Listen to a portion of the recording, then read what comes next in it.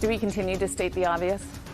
That it was a beautiful day? Can't say that enough. Yes, and it's not like February, No. and the temperatures are crazy, and there's no winter. No winter. I mean, winter, meteorologically speaking, is over in 3 days anyway, so we know we've, of course, shattered the records on how warm it was this winter. I think Boston right around the 7th warmest so far, but we've got to add the heat today. We've got to add the heat tomorrow, and then still warmer than normal on Thursday, too. But JC brings up an interesting point here. Worcester hit a record of 62 degrees just after 3 o'clock this afternoon. The previous record of 60 degrees was set back in 1997. Okay, sure, it was warm.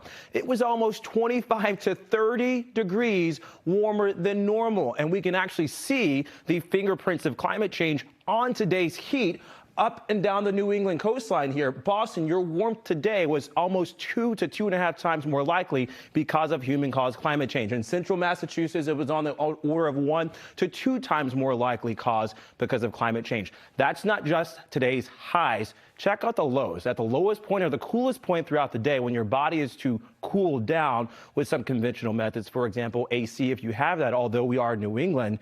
Not everyone has AC. In Boston tonight, we're dropping down to 50 degrees. The previous record of 45 was set back in 1903. Worcester getting awfully close to another record set back in 1910. And it seems like Manchester, New Hampshire may just shatter a record that was set only about 5 to 6 years or so ago in 2018. The warmth will come to a close as our temperatures climb into the upper 50s for another day tomorrow afternoon ahead of a warm front, or behind a warm front rather.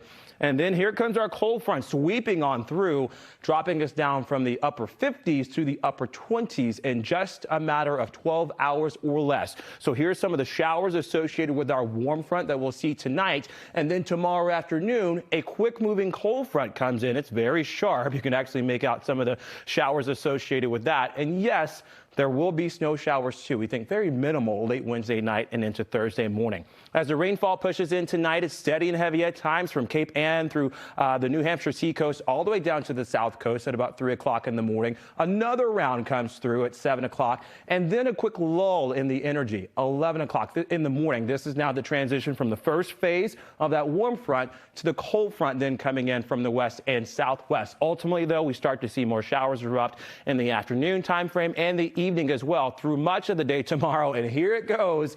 You've heard the saying, stick around if you don't like the weather. It's going to change in 5 minutes anyway. It's a quick moving shot at snow showers. Again, with our temperatures well in advance of 45 to 50 degrees tonight, we're not anticipating too much accumulating snow. We'll talk about the rain that we're likely to see and the chance of severe storms too through tonight and early tomorrow morning, specifically paralleling the south coast and the islands. I think the majority of that will come in the form of strong and brief and gusty winds. Heaviest rainfall also lining the coast too, where nearly 2 inches is possible through Thursday morning. Let's track the winds. They will certainly pick up. Remember that wind energy not just bringing in the warmth, but also bringing about the chance of spotty power outages through Bristol and Plymouth County and Barnstable County as well, where Barnstable is likely to see 50 to 65 mile an hour wind gusts through tomorrow morning. And then as the cold front itself is coming in, we've still got strong and gusty winds for much of the region into the afternoon time frame. So our first alert day, it is for Wednesday. In comes the cold on Thursday, where we're likely to have high temperatures in the upper 30s. We're near 50 degrees on Friday, so even though it will be chilly